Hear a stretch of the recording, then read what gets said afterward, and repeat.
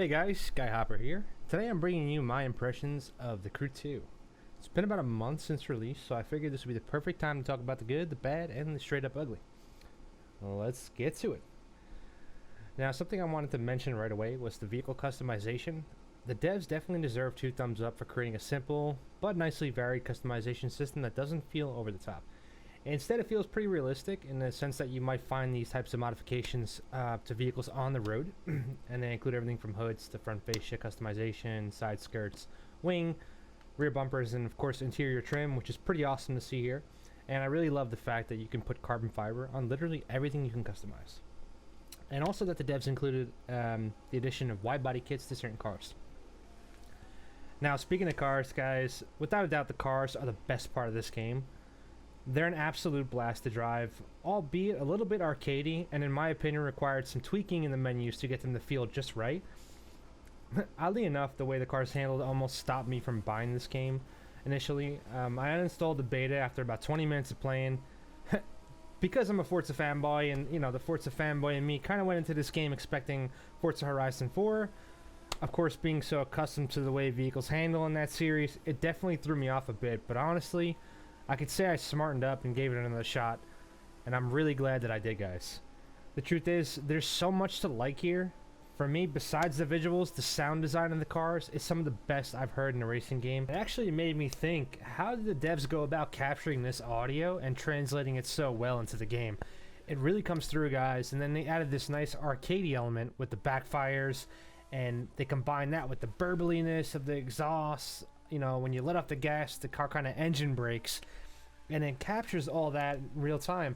And the cool thing is, when you're driving through the environment, depending on where you are, like if you go through a tunnel or under a bridge, the reverberation of the sound is there, and it really adds to the immersion.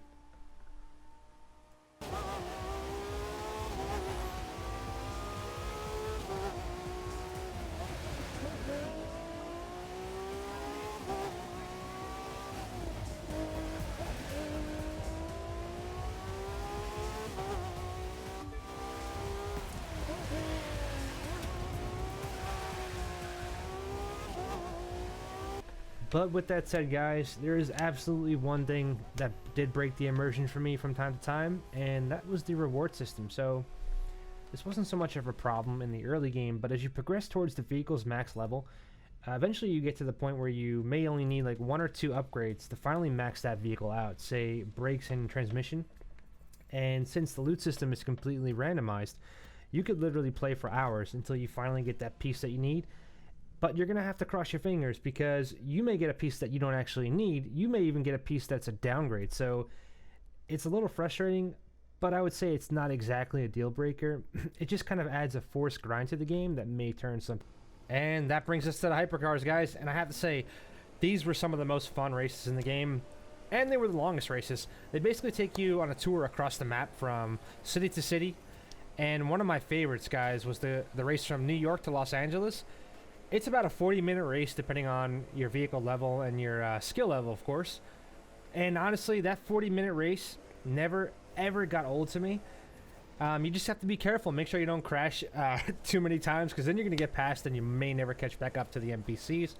But honestly, guys, beautiful landscape, amazing sound, complete immersion. It was fantastic. And another thing that was pretty awesome too, and I didn't think I was gonna like it at first, was the boat races. So the power boats, they handle pretty good. They have a very simple control scheme, and I don't know, they're just a lot of fun. There's something pretty special about jumping your boat off of a dam and just watching what happens. It feels cool. It's simple. It's nothing crazy.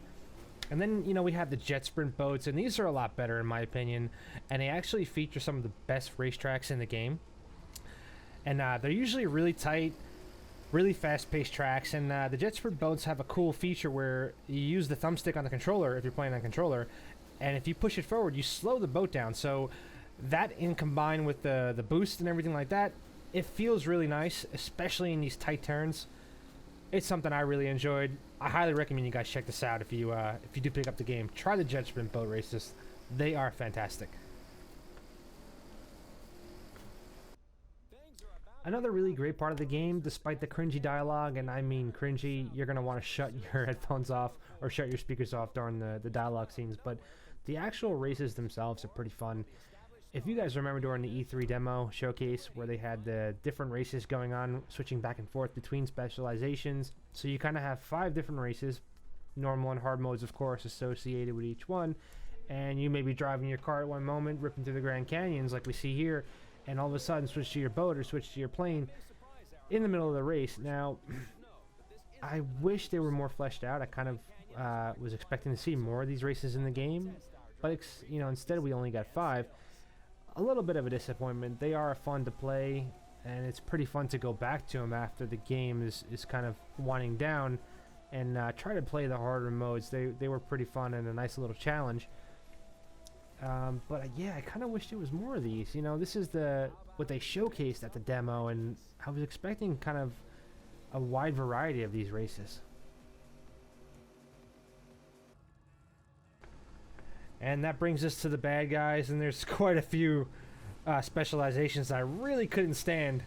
One of them being the drag racing, and I feel like they missed a huge opportunity with the drag racing. I mean, the systems in place now just don't really make much sense to me, and I'm not an expert by any means, guys, but I had so much trouble with the drag races, and I had to kind of grind out a bit on the easier ones. About 10, 15, maybe 20 levels past where I was recommended to play, and I was still only barely beating the time to beat. And besides the drag racing, guys, I would say grouped as a whole, the rally races and the off-road races didn't really do it for me. In particular, the motocross, I just really didn't like the way they handled. They often felt really slow, and honestly, there was a lot of times in these races where I found myself getting stuck on the jumps.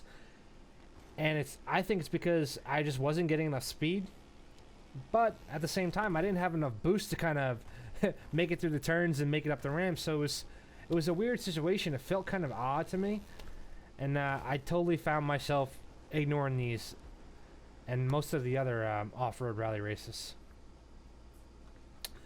Another series of races, guys, I wasn't too much of a fan of was the monster trucks. Now, a pretty cool idea to throw some monster trucks in a game that you can actually upgrade and play around with. But it was kind of weird. So, in particular, the stunt mode of the stunt races, I should say, of the monster trucks, they basically have you in like a giant skate park, and you're going up and down half pipes, vert ramps, and you're getting points. And honestly, I never found these to be difficult at all. It was pretty simple to just go up the ramps and go up the loops and gain your points. You know, it just didn't do it for me, guys. Maybe you feel differently. That's just my opinion, of course. And that brings us to the air vehicles, guys. And, you know, the air vehicles to me were something I was really looking forward to. And I do believe it's fun to, you know, kind of switch back and forth while you're playing free roam or playing with your friends to an air vehicle to kind of zoom across the map a bit if you don't want to fast travel. But the aerobatics, I mean, they just are so simple, these challenges, and it's just basically a matter of flying up, flying inverted, doing rolls, doing loops. It had no level of challenge, and it kind of just felt like I was going down a list and just checking the boxes as I went, completing these races. It got boring super fast, guys, super fast. And then that brings us to the air races, and honestly, I was expecting more of a race kind of with multiple planes. That might have been kind of interesting, going through these different checkpoints, but all you get is basically a ghost that you have to keep up with who sets the time. And of course, if you get your perfect orientation through these posts, through these checkpoints, you do get -1 to your time. So it's kind of odd seeing this rival ahead of you so far and beating you by like 20-30 seconds, and all of a sudden at the end of the race you're kind of right there neck and neck with him in the time because you have all these perfect scores. It didn't really do it for me, guys. Like I said, the controls are so simple.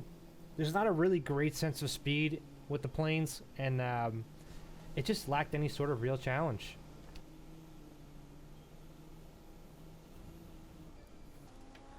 Well, guys, that's going to do it for this impressions video. Overall, I think The Crew 2 is a very good game that kind of missed the mark on a couple things here and there.